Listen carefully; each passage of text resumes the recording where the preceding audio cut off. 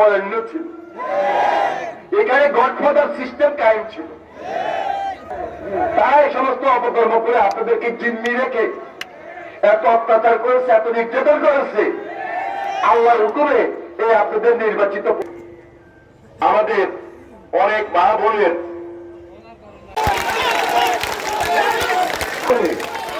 মা বোনের এখনো বুঝতে পারে না আল্লাহর হুকুমে এটা জিওব্যাগ দিয়ে প্রোটেকশন দিচ্ছি।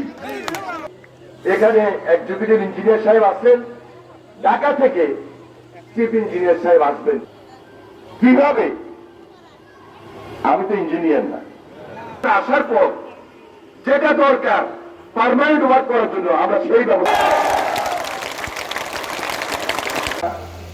আজকে থেকে 10 বছর, 15 বছর, 20 বছর, 17 বছর তো, 18 বছর তো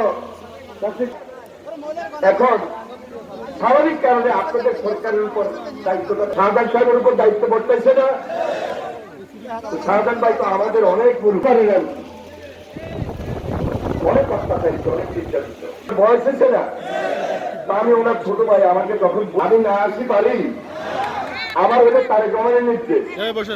আরেকটা হইল নতুন ভাবে বিএনপির সরকার, জনগণের সরকার, দেশপ্রেমিক সরকার, আপনাদের আবদার কি উপেক্ষা করতে পারি? এই জন্য আজকে এখানে উপস্থিত হয়েছে আমাদের এসপি সাহেব আসছেন, এসপিএম সাহেব আসছেন।